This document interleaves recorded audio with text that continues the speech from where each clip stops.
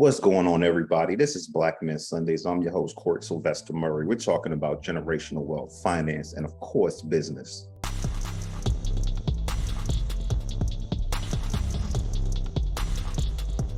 And before we introduce today's big guest, this sister is certified. My man, Eric from Hunt Vegas, Alabama. Let me know who you have for our spotlight, my man. Thank you, Corie. I do appreciate that. Today's spotlight, we're going to look at this guy's name is David Stewart. Now, he is officially the second richest Black man in the United States. Now, basically, Mr. Stewart, let me get a little information about him. He's an entrepreneur. He's a civic leader, philanthropist, and founder and chairman of the Worldwide Technology, which is the largest Black-owned company in the United States. He's committed to expanding opportunities for Blacks and others from historically underrepresented and underserved communities. Now, a little something about Mr. Stewart. In his early days, sometimes he went without a paycheck, and he even once watched his car get repossessed from his office parking lot. But today, things are different. Today, he's a majority owner of this $14.5 billion company in sales, whose customers include Verizon and the federal government. Now, he grew up in the segregated South with 7 siblings. His father worked as mechanic, janitor, and trash collector. Now, Stewart is also known for donating or has donated $1.3 million to the University of Missouri St. Louis in 2018. And he created the David and Thelma Stewart, which is his wife, Institute for Jazz Studies. That's my spotlight for today, Mr. David Stewart. Now back to you, Corie. Man, Eric, I don't know where you get these spotlights from, but I'm loving it every week. Let's introduce today's guest. We're talking to Dee WIlcox. This sister here is the founder and CEO of the AnnieRuth Foundation. This sister has 2 master's degrees, over 15 years experience, a nonprofit at the executive level. Let me know anybody Black y'all know making these kind of moves, because I don't know anybody else. Like I said, she has 2 master's degrees, a business administration degree from Jacksonville University, and she has an educational leadership master's degree from University of North Florida. So she's representing Jacksonville hard up in here. This sister's all about workshops. We're talking about resume writing, interview skills. She was a human resource manager. When we talk about certified, this sister is certified professional human resources, certified professional life coach, company certified diversity facilitator. I haven't even gotten to the awards yet. 2020 Women Who Changed the World Award. Changed the world. 2022 Black History Month honoree.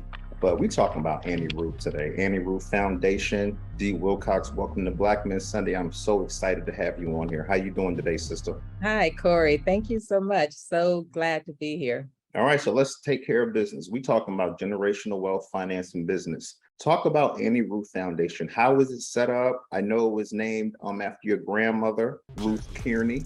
But talk to us about the foundation, because I mean, you know, you were corporate America. You left that to do your own thing. A lot of people, especially Black people, Black women, who's over 60% of my audience, even though it's called Black Men Sundays. But the sisters say, I wish I can start my own foundation. So let's take care of the business first. Let's go. Yeah, okay, so let's start there. Actually, I worked, like you mentioned, in a lot of nonprofit organizations, over 20 years of experience, right? And then I had in my head and in my computer a concept to launch my own nonprofit. But because I was a manager in corporate America, I didn't have the time to do that. I was what we call a workaholic, right? I got to work before the sun came up. And when I left home, the sun was already gone down. So I didn't know if I wanted to eat first or just go to sleep, right? I was just exhausted every day and only to wake up the next day and start all over again.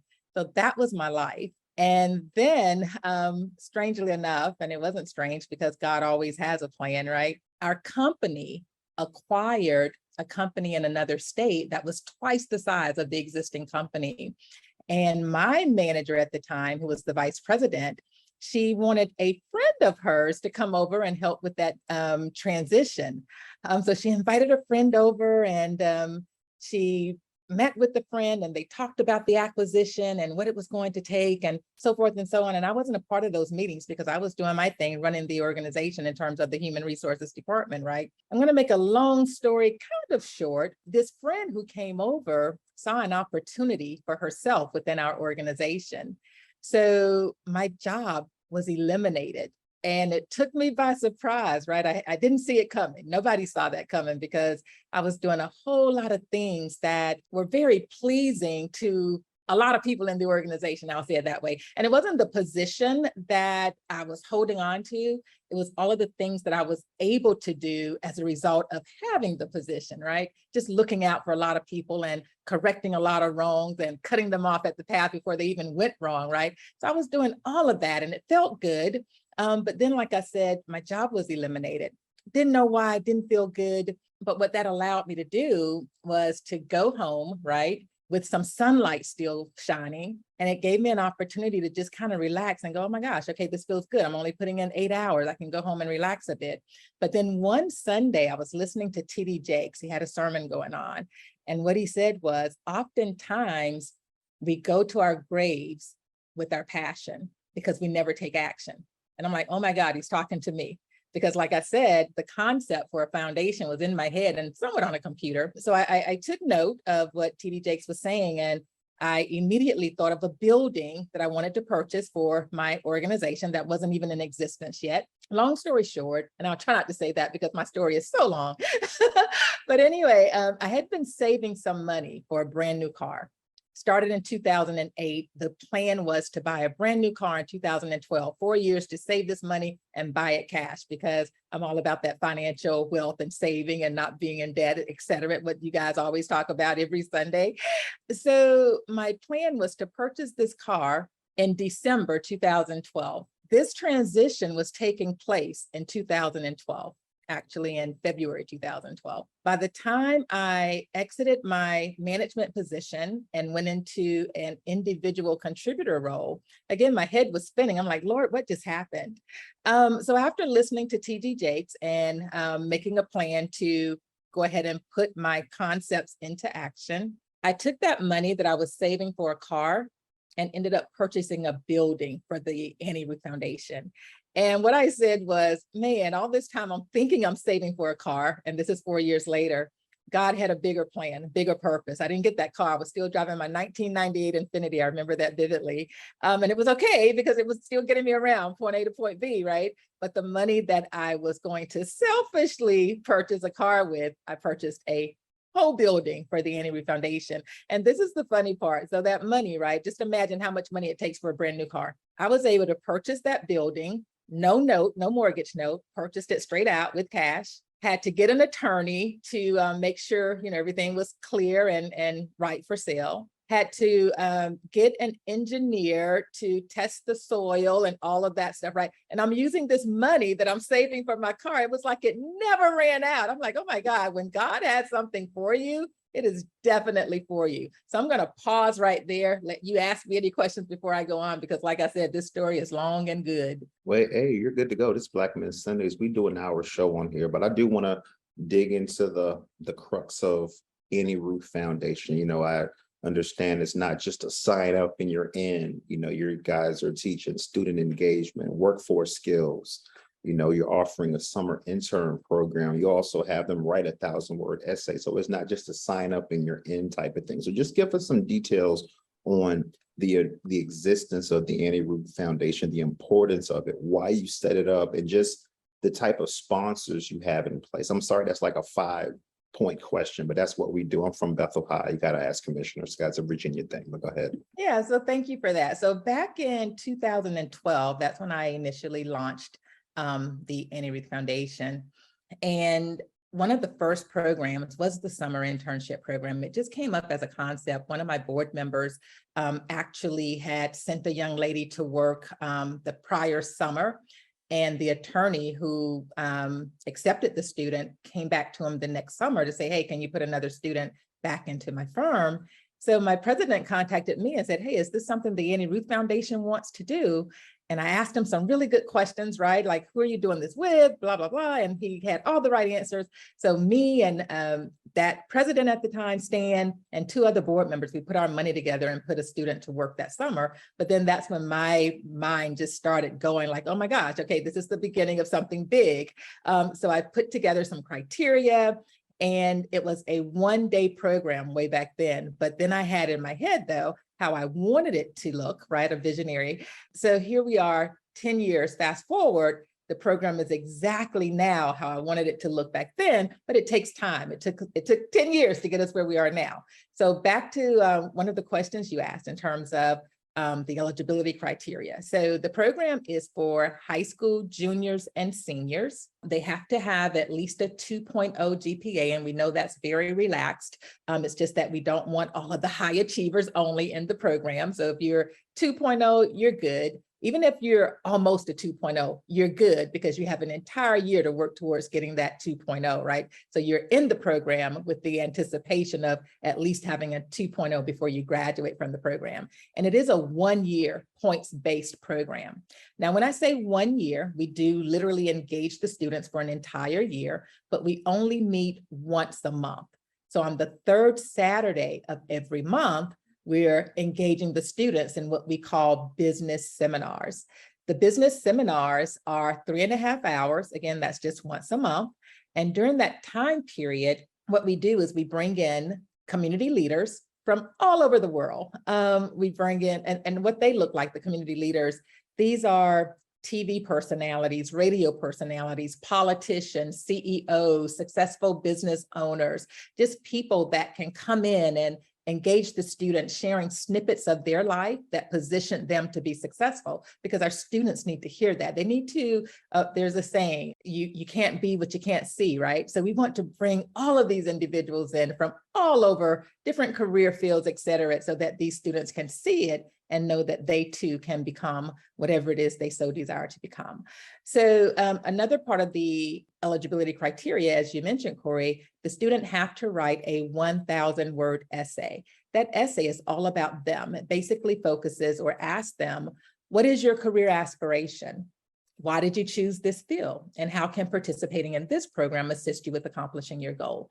We think that's very important because oftentimes the student will pick a career field based on, oh, I heard it makes a lot of money. I remember one time everybody wanted to be a pharmacist because they say pharmacists make a lot of money. Or I want to be a nurse because my mom was a nurse. It's like, okay, do you have the capacity to be a nurse? So why did you really choose that field? So again, we're just wanting them to really get to thinking about why they chose the field. In addition to that, and the students find this out as well, and the parents, we engage the parents in this program. We don't believe in a student coming in, participating in the program, and the parent knows absolutely nothing about who's interacting with their child or exactly what it is their child is learning. So we even have required parent meetings as a part of this program. So not only do the students attend these monthly business seminars, and the parents have 3 required parent meetings throughout the course of the year.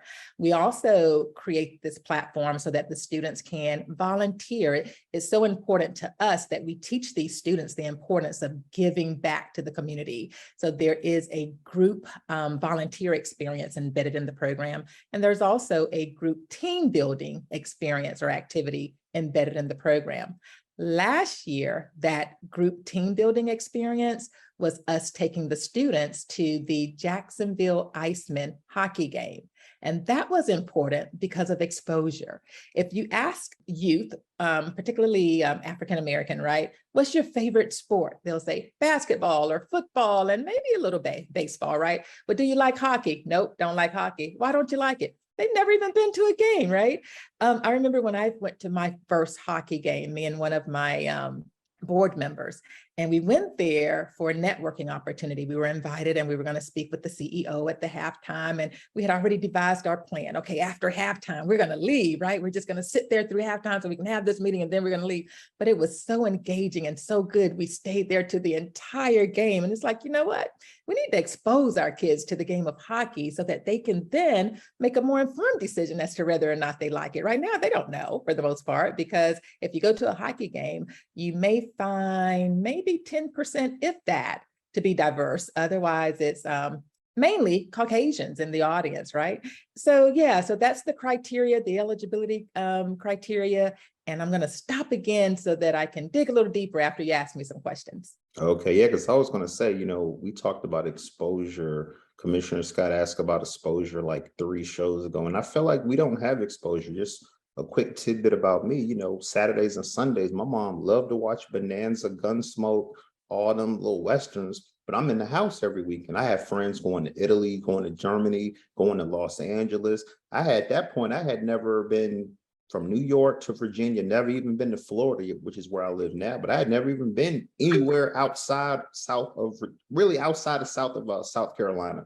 So that leads me to my next question. When we talk about Black excellence, you're the example of that. I mean, you have over 30 plus years experience as project manager, training and development. But one thing that stood out to me is you being a human resource manager in the corporate world.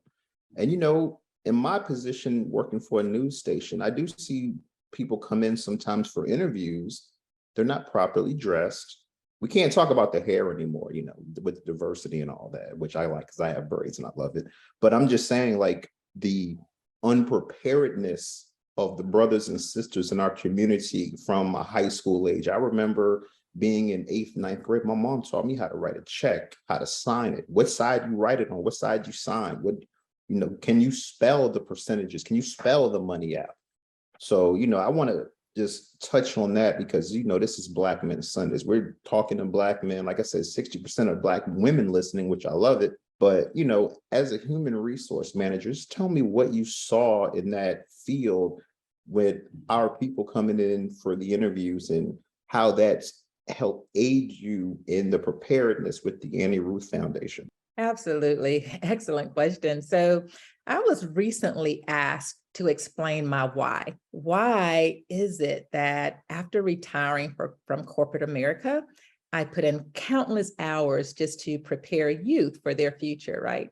So to your point, Corie, as a human resources professional, I was able to see firsthand how our young people came in and presented themselves, right?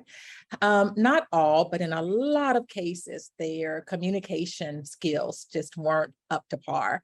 They weren't dressed appropriately for that interview or for that first job. So I am of the belief that if they knew better, they do better. And I just wholeheartedly believe that.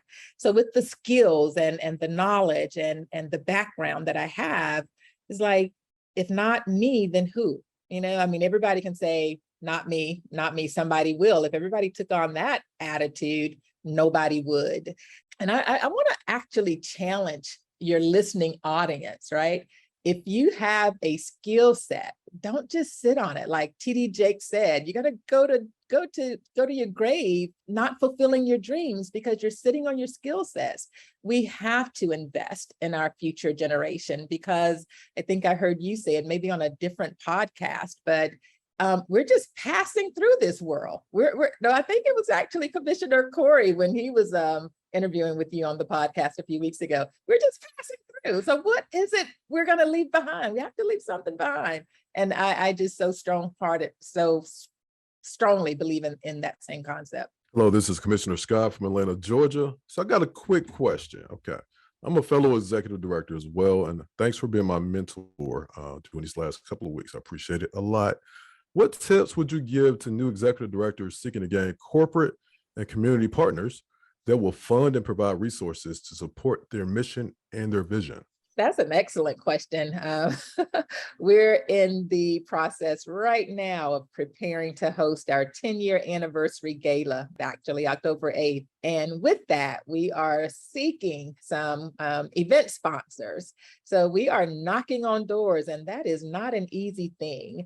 What I would advise a new executive director to do is if you're wanting to target a particular company or business, right?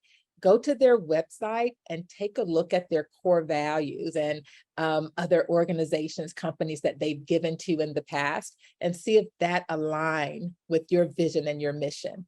Chances are companies and CEOs, they're going to give to those organizations that directly align with what it is they believe in or what it is they're doing. And if you don't align with what they're doing, chances are they're not going to open the door for you. So when you identify the company organization that aligns with your vision and the work that you're doing in the community, and then write a letter and build a compelling case as to why they need to support the effort that you're embarking upon. So as a business leader of an organization where relationships are key to operation and growth, what advice would you give to all business leaders regarding creating sustainable relationships that will last? Yeah, absolutely. This is so important. So oftentimes when we have relationships, we, as nonprofits, I'm speaking, we go to these individuals, these companies, when we need something, right? Oh, time for this fundraiser. Oh, need to sponsor the event that I'm hosting next month. Let me ask ABC XYZ for some money. But it's so important that they hear from you, even in times when you don't need anything. Otherwise, they're going to start not liking to see you come because they already know you're coming with your hand out. Another thing that the AnnieRuth Foundation does, and we are so good about this, we have a lot of community partners. We have community partners, we have community sponsors, and there is a difference between the two. But we are just so proud of the fact that we give just as much as we receive. Now, we can't give money because we're asking for money, right? But there are a whole lot of things that we can give, and we pride ourselves on not just having our hand out. We take advantage of opportunities to find out what some needs, even if it's connecting somebody with somebody. That's a give. That's something that you're doing to add value to what they have going on. So get in that mindset as well. Don't always come with your hand out. Be willing to do something and give something back to those who give to you. One more thing I do want to add, because this is also so important. Oftentimes people come to the AnnieRuth Foundation and ask for something. Can the AnnieRuth Foundation buy a table or buy a ticket or give a donation? And I'm like, oh my gosh, we're in need of. The AnnieRuth Foundation can't, but guess what? Dee WIlcox can. So oftentimes I do that on a personal level, and I make it perfectly clear, although the AnnieRuth Foundation cannot, I can personally, and I write that check or do that cash app or buy that ticket from a personal level. And you have to do that. Otherwise, why would you expect somebody to give to you if you're not willing to give to others? Thanks for that advice. I appreciate it a lot. So I heard people claiming they're CEOs because they got a business and they might pass a couple of cards out, right? Well, what exactly is a CEO to you? What's your definition of a CEO? And what's the most important lesson that you have learned as a CEO and executive director of the AnnieRuth Foundation? Yeah, so a CEO basically is aware of everything that's going on within the organization. Don't necessarily have to do everything, but you're definitely aware, and things report up to you, right? In terms of an important lesson that I've learned as CEO, that is relax, right? If somebody misses a deadline, nobody dies. It's okay. Just relax and delegate. Don't be afraid to delegate. Don't hold on to everything because you will die trying to do it all. So delegate, trust, observe, correct if necessary, but definitely delegate. I want to dive back into the AnnieRuth Foundation from an experience perspective. Talk about some of the experience that the students have been afforded. Oh, yeah. So like I said, we've been doing this for 10 consecutive years. Oftentimes we're asked, well, what jobs do you have? And I tell them we don't have a bank of jobs that we're ready to hand out. our guarantee to the student is if they do well in the program, we are going to place them in a safe professional environment that directly aligns with their career aspiration. So it doesn't matter, again, what it is they want to be or become. If they do well, we're going to give them that hands-on experience, the adult mentor, and a paycheck. We've had students in terms of career aspirations, like I mentioned earlier, every year, approximately 50% of the student population aspire to become a medical professional of some type. We have engineers, we have veterinarians. Last year, we had an astrophysicist. We have human resources professionals, surprisingly, and I say surprisingly because oftentimes as young folk, you don't even know what a human resources professional is. It's once you go off into the corporate world that you learn about it. But we've had at least 3 human resources professionals to come in. We've had journalists, we've had writers, we've had film producers, film directors, video editors. I mean, the list goes on and on. Lots of different types of engineers, may I add. We've had civil engineers, industrial engineers, chemical engineers, aeronautical engineers, and computer engineers. So all of them have come through our program, and we've placed all of them in different organizations and companies so that they can complete a 6-week internship experience, so that at the end of the experience, they are better positioned to make a more informed decision as to whether or not that's what they really want to do. And that's before they go off to college. See, it's really important to get them at a young age. I know, and I listened to that podcast with Commissioner Scott, and what he said is you need to introduce concepts to these students or these kids earlier on so that their mind can start matriculating and they can just kind of understand what their strengths are, what their likes are, so that when it's time for them to make a decision, at least they have some knowledge based on what they've been introduced to. So again, the whole purpose of the program is for the students to be positioned to make a more informed decision as to whether or not they want to do what they think they have in their head that they want to do in this moment. Now, what we've also found, and what I'm going to do is focus on Jacobin at this time. Jacobin came into the program and he thought he wanted to become a pilot. So he said, I want to be an aeronautical engineer, ultimately becoming a pilot. And he was the first with that aspiration to come through the program. And like I said, our guarantee to these students is that we're going to place you in that environment, right? So when he came in and he was one of our rock stars, I knew he was going to do well and be selected as the award recipient so that he can get that job. I'm thinking, where on earth are we going to place Jacobin? He wants to be a pilot. So I did find a place for him. He went to Sterling Flight School here in Jacksonville. And Scott and Mindy Malone were the owners at the time. They took him in and they taught him all of the parts of the aircraft. They taught him from an administrative perspective, how the school is operated. They even took him up in the airplane on quite a few occasions. And when we brought the students back together, we call it a post-experience celebration. That's where we bring them all back together and they get to openly share with their peers how their internship experience went for them. So it was Jacobin's turn, and I'll never forget, Jacobin explained and described exactly what I just described to you. And then he said, I don't want to be a pilot anymore. It's like, okay, keep talking. What happened? He said, when I got up in that plane, I thought I was going to die. He has a fear of flying and he didn't even know it, right? Had he not come through the program, he would have found out eventually, I'm convinced, but it would have been after he spent numerous hours, right, at the school and a lot of his parents' money, right, trying to go to the school, only to find out that he has a fear of flying. So Jacobin changed his major. He did a 180-degree turnaround. He is now in med school. He wants to be a psychiatrist. He's at the University of Florida. Actually, he just graduated from the University of Florida. So that just tells us that this program absolutely works.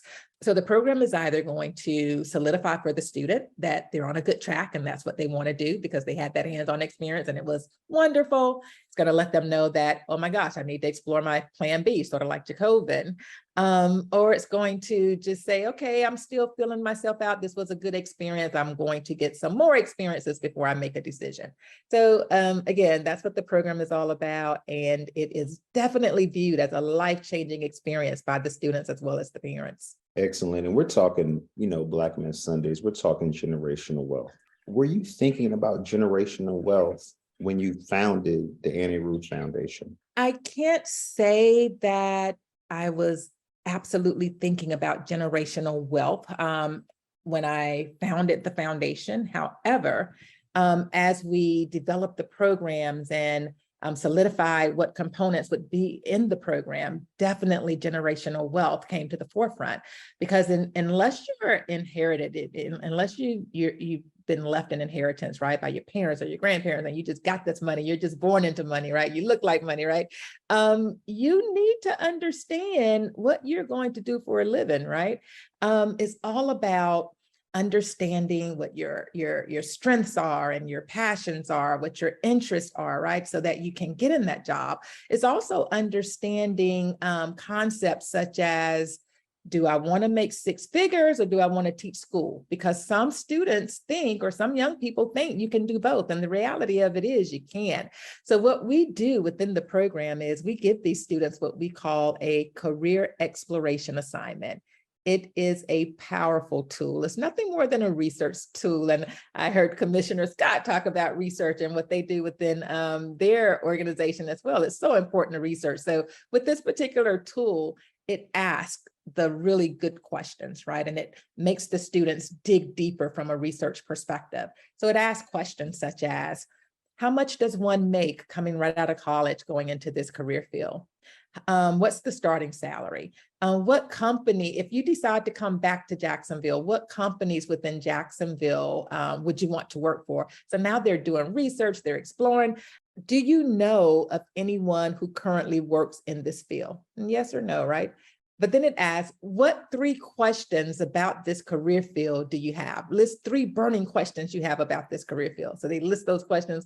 The very next question says, now contact someone in this field, interview them, and ask them those questions. And it say, if you don't know anyone in the field, perhaps your parents know someone who knows someone. In other words, I don't know anybody is not an option. You need to find someone in the field, interview them, and ask them those specific questions. And what that does, Corie, is a couple things. Number one, it gets the questions asked for the students, but number 2, they now have a network. They reached out to somebody, there's a relationship established now, and chances are that person who they interviewed is going to say, if you ever need anything, if you ever need any guidance or anything, you call me and let me know, right? So now that's starting a networking experience for the student as well. So that's another aspect of what's involved in the program. This is Black Men Sundays. We have women, we have men on here that are parents of these children that we're talking about.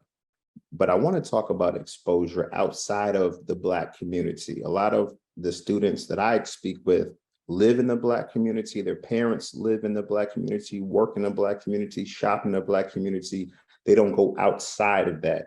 But I just want to know the importance of getting outside of our community to aid our generational wealth, because I feel like people feel like, other races are against them. They don't feel safe. But I feel like, these days, that's not the case. So give me some input on that. Yeah, it's so very important. Diversity, equity, and inclusion. That's the buzz going on. It used to be diversity and inclusion. Now they added equity to the equation. But it's definitely important because it's just not real world to think that there's only one race, right? And you only have to coexist within your own race. And that goes for African Americans as well as Caucasians and some other races as well. They just kind of coexist within their own community. But that's, again, not real life, because when you go into corporate America, especially, you're going to be expected to get along with everybody. You're going to be expected to respect other people's values and belief systems, not agree with, right, but respect it.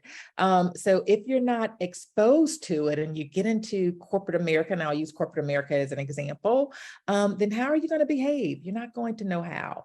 So it is very important for parents to introduce their students to other things outside of their communities, outside of their races even. Go on trips, right? Invite other cultures into your environment. Be comfortable enough to do that. But again, exposure is so very necessary.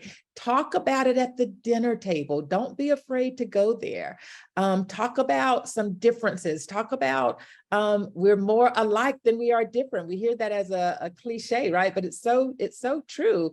They say, when you're born and when you die, it doesn't matter, right? When you're born and the babies are in the nursery at the hospital and they're surrounded, it's very diverse. And when you die, you're at the cemetery and you don't even know who's around you. But even in between that, it's just so important to understand other cultures, just for understanding purposes. Again, you don't have to agree, but just know and understand so that you can be enlightened and so that you can know how to act, how to behave when you're in a different country even, right? But again, exposure is just everything. And it's just so important for parents to expose their children to the best of their ability. And I know we say, okay, we can't take our kids out of the country. Okay, how about to the museum? Okay, there's an avenue. How about to a hockey game even, right? We talked about that a little earlier, but exposure is just so key. So, with Corie speaking about how many female listeners are tuning in to Black Men Sunday, and Ms. Wilcox, you being a CEO, a boss, a Black woman, do you have any advice for the brothers for if they have women similar to you, bosses, decision makers? How can they properly deal and embrace your leadership? Because some brothers have issues dealing with that. Yeah, don't be intimidated. Yeah, just embrace it. Just embrace it. So if they're a couple, right? A couple and the young lady is they call them type A personalities, right? They're moving and shaking, making some moves, right? Just embrace it. Just let her do her thing. Don't try to stagnate her. Don't try to put your thumb on her and keep her in a cup. No, just let her do her thing. And the truth of the matter is, if you're in a solid relationship, you're king. We believe in having our kings, right? But just let us do our thing. Give us a little freedom, a little rope, and we're on the same team. So it's all for the better. It's all for the good. All for one for all and all for one, right? So yeah, just give her some space and let her move and shake it. You're going to benefit in the end, I tell you. Prior to COVID, we were at 64 in terms of our number of participants in the program. And keep in mind, this is a 1-year points-based program. When COVID came about in 2020, we took a hit because we weren't able to market the program as we had been in the past. So our number decreased to 50, whereas we had been seeing a steady climb, right? Then the next year, we took an even harder hit. Our number went down to 35. It's like, oh my gosh, what are we going to do? Because this stuff is so good. We don't want 10 people in the class. And we're virtual now, by the way. Since COVID, we did go virtual, and I'm not sure if we'll ever go back face to face because our reach is much wider as a virtual platform. But this year, we are so excited that our numbers have increased even greater than we were pre-COVID. So this year we had 75 students enrolled. We had to turn 6 of them away because they weren't eligible. They were in 10th grade trying to get in, trying to play with the big boys. But we're very pleased to say that our numbers are climbing. We only want 100. Once we get to 100, we'll have a waiting list. And that's because we do a lot of personalized things within the program, such as reach out to the parents, talk to them on the phone, text them, call them, email them, and the same with the students. And if we grew that number greater than 100, we'd have to go to automation, automating some of the things. And we don't want to do that. We want to keep the personalized touches that we have, which is what differentiates us from a lot of other programs here in the city. And I want to talk about some of the workshops that you do as well. Resume writing, interviewing skills. Yeah, so with our business seminars, every month we have a different topic and we bring in the experts to facilitate these seminars, subject matter experts, right? Within the program, we have a 5-part workforce development series. So for 5 consecutive months, the focus is workforce development. So what we did is we brought in a professional from Microsoft. And what the professional introduced to the students is LinkedIn. So we're very familiar with LinkedIn, right? I think I am connected with most of you who I'm communicating with right now. But for the most part, our students aren't familiar with it. They know about Snapchat and Instagram and Facebook, but they don't have much knowledge about LinkedIn. So on yesterday, they were able to create a profile. They learned about the security and privacy features within LinkedIn. They even started their networking journey within LinkedIn so that everyone who comes into our space to interact with the students, they can then reach out and connect with them. So they're well on their way to their networking journey.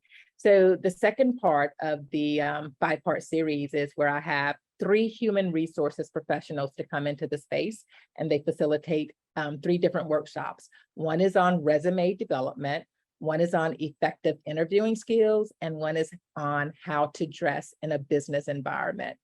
So then the very next month, part 3, we do mock interviews with the students. So now they're putting into action information that they learned the prior month.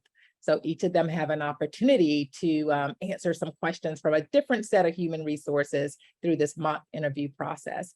And then the very next month, they literally do a real business interview with a different set of human resources professionals. And this time it's 2-on-1, 2 interviewers with the 1 student. So we are preparing them for what they are about to embark upon, because for the most part, none of them have had a real business interview.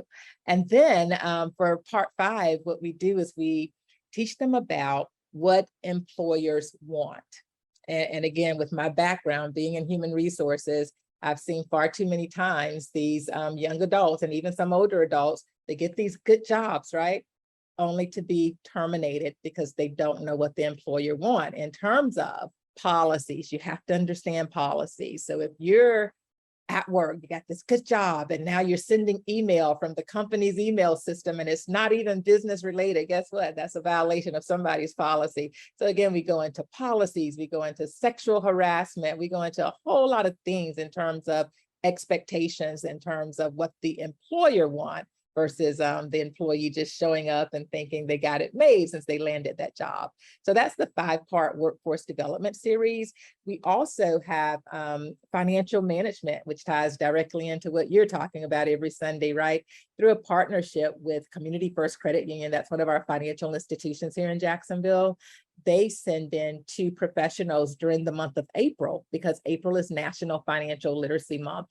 And what they do is they teach the students about financial investing. And that's one of my personal favorites. I actually request that of them, because when I first went into corporate America, my company offered a 401k. And my mind thought was, nope, don't want to do that. I need my money, you know? So I didn't invest in my 401k for an entire year. And then something went off to say, look, you got your money, you're just investing it in your future. And I don't want any of the students to go into their first job with that same mindset. So again, if they knew better, they do better. So it's incumbent upon us to give them everything that they need to be equipped for when they step out in the workforce. Another workshop that we have, we call it Mind, Body, and Spirit. That's a 3-part workshop, but it's all within the same business seminar. The mind, that's mental health awareness, right? We bring in a mental health professional and she goes there with mental health in terms of, hey, if you feel something, say something. It's okay to not feel okay, right? But she really goes deep with mental health and some of the signs and, some of the things that they can do, the students. The body, I bring in a yoga instructor and they do a chair exercise and they talk about the importance of maintaining a healthy body, right? In an effort to prevent some of the illnesses and diseases that are preventable. You need to exercise.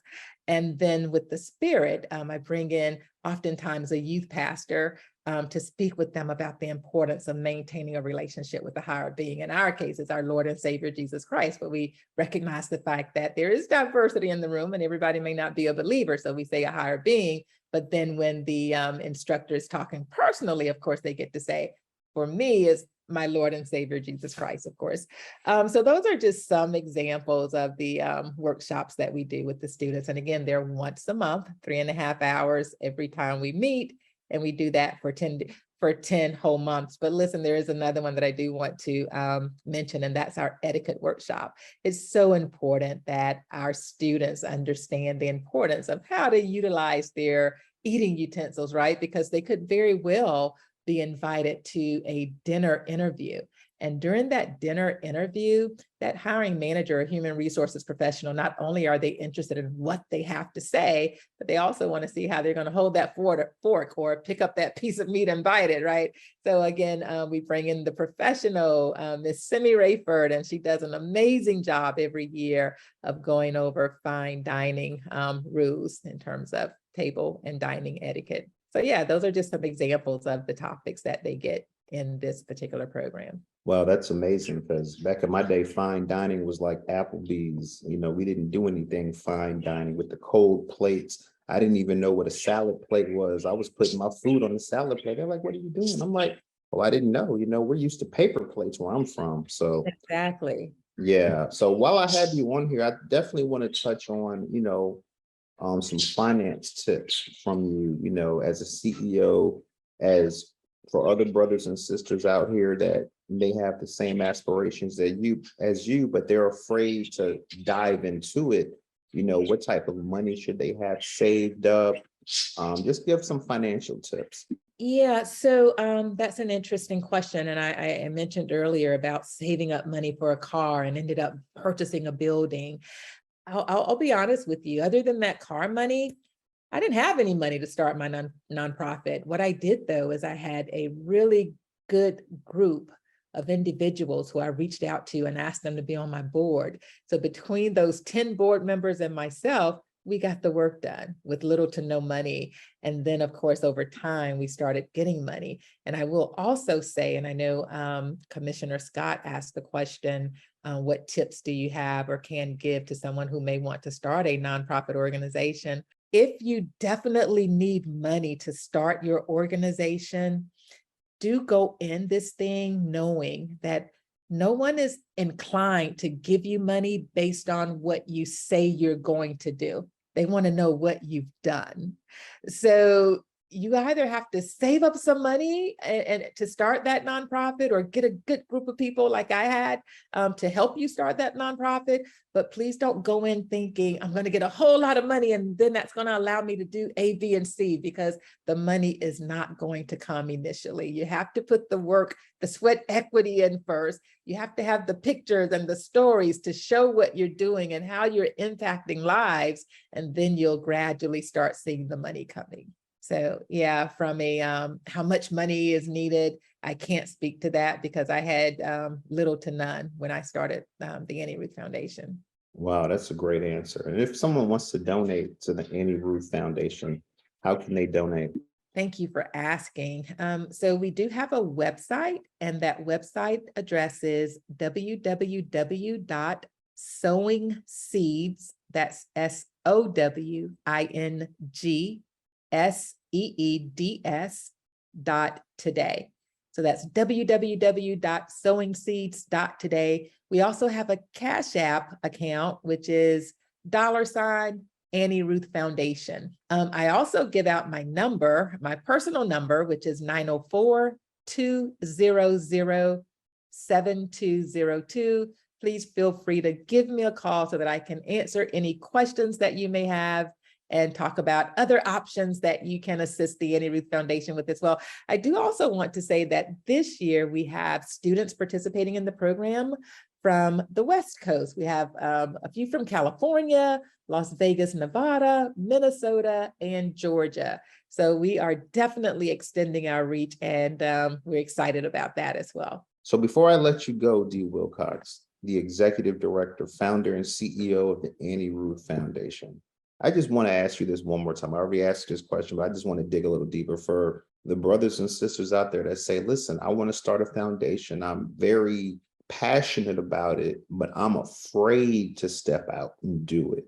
What would you say to that? I don't want to scare anybody off. I don't want to say be afraid. I do want to say my advice would be to explore other nonprofit organizations that currently exist that align with your passion.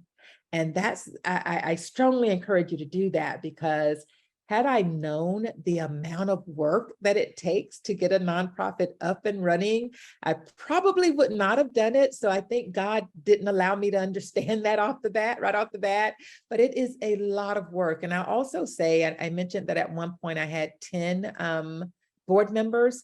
Even with 10 board members, as the founder and CEO, especially if it's a grassroots organization like the AnnieRuth Foundation is, you're going to do 80 to 90% of the work. So that's just being real.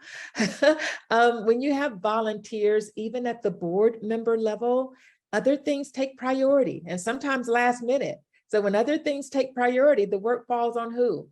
You, because you own it, right? So just go in just knowing that. I mean, it's not a cakewalk. It's a lot of work, but if you're passionate about it and you really want to do it, it's definitely doable, definitely doable. So yeah, give me a call, 904-200-7202 if you'd like for me to dig even deeper. But again, my first advice would be to connect yourself with an organization that's already doing that work that you have passion about.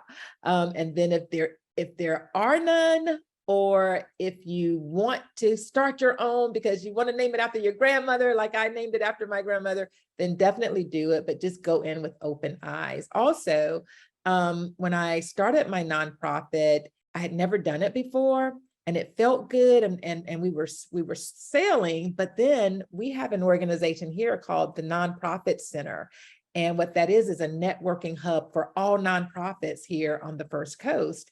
So they offered this class called Starting a Nonprofit 101, and I said, you know, I better attend that class just in case I missed something. And I attended that class, and thankfully, I hadn't missed anything. I had all of my I's dotted and my T's crossed, but I would encourage someone who's getting ready to start a nonprofit organization to take a class on how to start a nonprofit, because there are some things that you need to have in place at the very beginning that if you don't, you could definitely get yourself in trouble, even with the government, the IRS. So definitely be informed going into it. So Dee WIlcox, the AnnieRuth Foundation is based out of Jacksonville. A lot of our listeners are here in Orlando.